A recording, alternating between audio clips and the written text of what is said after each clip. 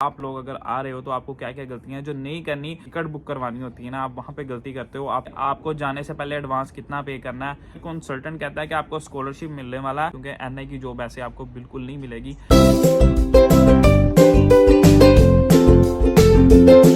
अस्सलाम वालेकुम everyone, welcome back to our new video. तो यार कैसे हो आप सब? उम्मीद करता हूँ आप सब खैरियत से होगे और आप सबका प्रोसेस बिल्कुल ठीक चल रहा होगा। लेकिन यार बहुत सारे ऐसे स्टूडेंट हैं जो कि 90% कुछ ऐसी गलतियां हैं जो कि हर स्टूडेंट अपने होम कंट्री से करके आता ही आता है। लाइक काफ़ी हैं मेरे पास रीजंस, आज बहुत सारे हैं। तो मैं आज आपके साथ भाई टू भाई बात करने वाला हूँ, ठीक है, ताकि आप लोगों को समझ आ जाए कि आप लोग अगर आ रहे हो तो आपको क्या क्या गलतियां जो नहीं करनी, ताकि यहाँ आते ही आप लोगों को कोई पछतावा ना हो कि यार हाँ मुझे ये करना था, मुझे वो करना था। क्योंकि ये चीज़ें मेरे साथ हो चुकी हैं, बहुत सारे ऐसे स्टूडेंट हैं जिनके साथ अभी भी यहाँ पर हो रही हैं। तो मैं नहीं चाह रहा कोई भी पाकिस्तान, इंडिया, बांग्लादेश, नेपाल कहीं से भी आ रहा है तो ये गलतियां करके आए। तो उन गलतियों में से सबसे पहली गलती जो कि मैंने लास्ट वीडियो के अंदर डिटेल के अंदर बताई है, लेकिन स्टिल सबसे पहली गलती यही आती है, क्योंकि यहाँ से ही आपका प्रोसेस शुरू होता है। जी हाँ, मैं बात कर रहा हूँ आपके ऑफर लेटर से। ऑफर लेटर ये होता है कि यार जब आप लोग एक यूनिवर्सिटी में अप्लाई करते हो तो वो आपको ऑफर करते हैं कि हाँ भाई आप लोग हमारी कंट्री में यहाँ आके इस यूनिवर्सिटी में पढ़ सकते हो। तो आपको उसके बाद जितना भी प्रोसेस होता है ना वो शुरू हो जाता है। लेकिन आप लोगों को पता आना चाहिए कि आपकी नेशनल डिपॉजिट कितनी फीस है, यानी कि आपको जाने से पहले एडवांस कितना पे करना है। अब उसमें सबसे पहली गलती जो होती है वो आप लोगों की होती है। आप लोगों की गलती ये होती है कि आप लोग अपना ऑफर लेटर या आपका कंडीशनल अनकंडीशनल किसी को भी ठीक से पढ़ते नहीं हो। जो आपको कंसल्टेंट बोलता जाता है आप लोग करते जाते हो, जो वो बोलता है आप सुनते रहते हो, इसका आंसर निकालते रहते हो। तो आपको ये नहीं करना। आप लोगों को आपका जितने भी लेटर आने वाले हैं वो सारे लेटर्स पढ़ने हैं। उनके ऊपर मेंशन होता है कि आपको 50% पे करके आनी है, 25 पे करके आनी है, 65 पे करके आनी है। अब मेरी यूनिवर्सिटी के अंदर इस टाइम सबसे ज़्यादा मसला है, और यकीन करो 95% स्टूडेंट ऐसे हैं जिनके अकाउंट्स ब्लॉक्ड हैं। वो अकाउंट ब्लॉक क्यों है? वो सिर्फ इसी वजह से ब्लॉक है कि हर बंदा, यार मेरे टाइम पे 5000 पे करके आप लोग आते थे, 5000 पाउंड, ठीक है। अब भी वही रूल है, 5000 पाउंड करके आप यूके आ सकते हो, लेकिन इनरोलमेंट जो होती है ना वो आपको फी पे करनी पड़ती है।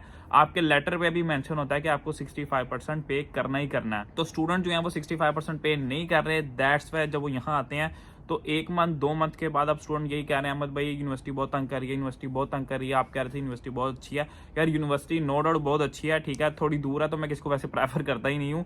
लेकिन बात यह है कि आपको ऑफर लेटर के अंदर मेंशन है कि 65% आप लोगों को पे करके आना है। तो ये यूनिवर्सिटी की गलती नहीं है, ये आप लोगों की गलती है या आपके कंसल्टेंट की गलती है जो कि आपको गाइड नहीं करता। तो भाई जो भी आ रहा है वो अपना पहले ऑफर लेटर अच्छे से पढ़े, फिर उसको कंटिन्यू करें। अब बात करते हैं हम दूसरी मिस्टेक की। वो ये है कि आपको अगर कंसल्टेंट कहता है कि आपको स्कॉलरशिप मिलने वाला है तो वो स्कॉलरशिप आप पाकिस्तान से लेके नहीं आते, ठीक है। या तो आप उससे बात नहीं करते कि हाँ वो कर देगा, वो खुद ही कर देगा, या वो आपको कहता है कि यार आप वहां जाओगे तो वहां जाके आपको मिल जाएगा। तो भाई ऐसी कोई कहानी नहीं है, सीधी सी बात है।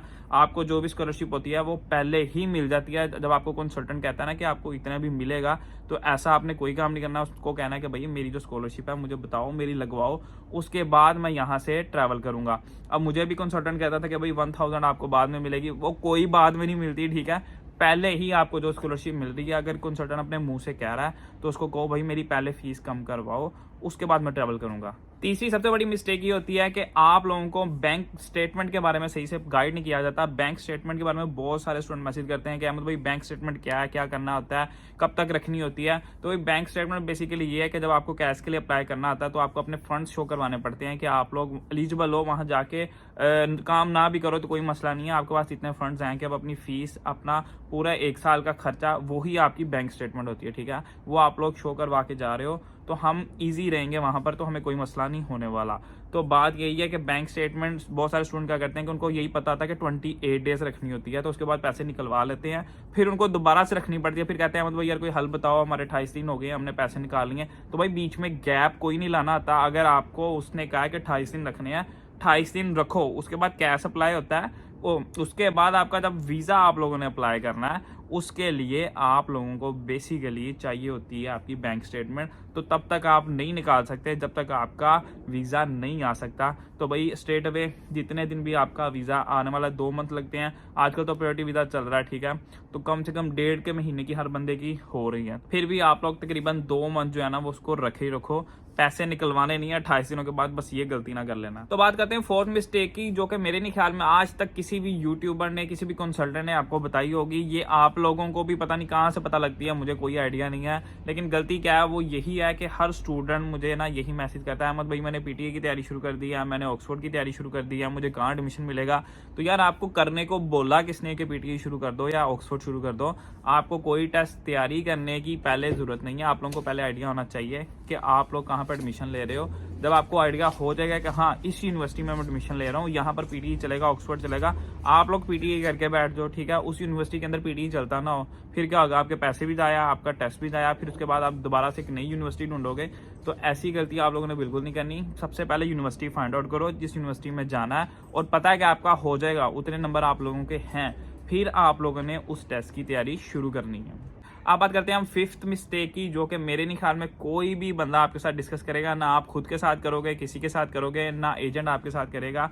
वो ये होती है कि आपको जब टिकट बुक करवानी होती है ना, आप वहाँ पे गलती करते हो, आपको पता ही नहीं होता। इसमें दो चीज़ें हैं, ठीक है, दो चीज़ें मैं आपके साथ डिस्कस कर रहा हूँ।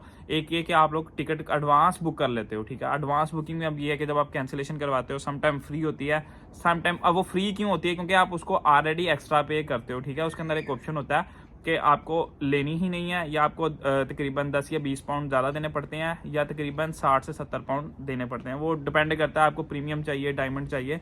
तो हम बेसिकली स्टैंडर्ड लोग हैं, हम स्टैंडर्ड ही लेते हैं, जिसके अंदर नो रिटर्न कुछ भी नहीं होता, ठीक है। तो आप लोग एडवांस अपनी टिकट बुक कर लेते हो, जब आपका वीज़ा नहीं आता फिर आपके वो पैसे ज़ाया जाते हैं।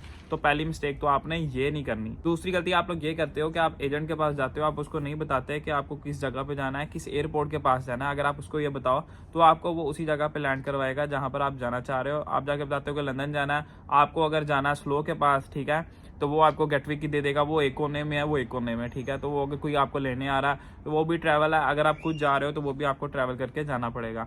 तो इस मिस्टेक को आप लोगों ने नहीं करना। और जो अब आपका वेट है ना, वो आज की तारीख के अंदर 25 kg ही मिल रहा है, जो लोग दिसंबर नवंबर के अंदर आते हैं ना।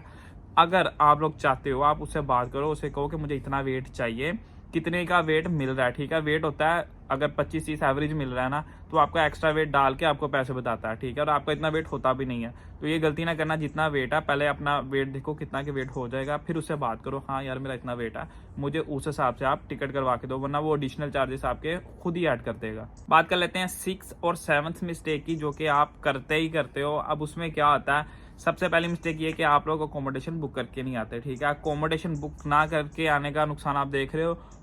इस टाइम ठंड कितनी ज़्यादा है, 2 पे टेम्परेचर है और रात में तकरीबन माइनस में जा रहा है। तो आपको ये गलती नहीं करके आनी। अगर आप लोग चाहते हो कोई जेन्युइन वेबसाइट, तो मैं आपको हमेशा अंबर स्टूडेंट वही रिकमेंड करता हूँ, आप लोग वहाँ से बुकिंग कर सकते हो। अगर कोई नहीं कर सकता तो भाई बहुत सारे और सोर्स हैं, आप फेसबुक ग्रुप से कर सकते हो, आप लोग उसके बाद अपनी यूनिवर्सिटी के ग्रुप्स में बंदे ढूंढ सकते हो, वहाँ पोस्ट लगा सकते हो। उसके बाद आप स्पेयर रूम एक ऐप है, गम ट्री एक ऐप है, तो यहाँ पर आप लोग जो है वो अपनी अकोमोडेशन फाइंड कर सकते हो कम से कम।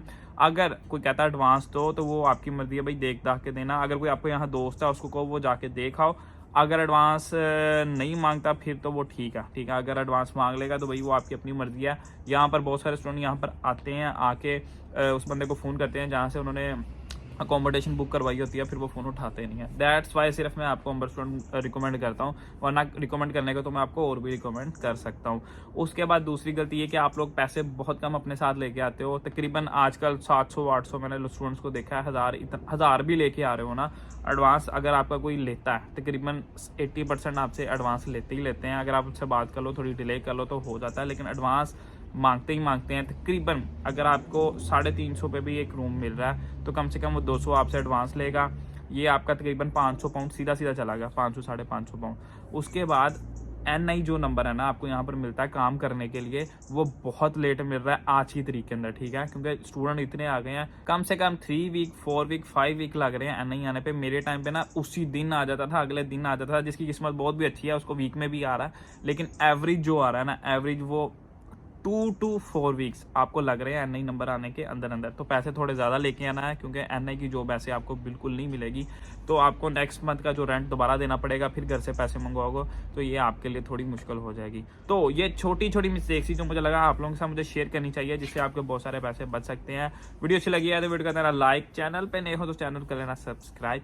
मिलते हैं इंशाल्लाह नेक्स्ट वीडियो में। और जो जिस यूनिवर्सिटी में आ रहा है मुझे कमेंट सेक्शन में लाजमी बताओ। अल्लाह हाफिज़। है।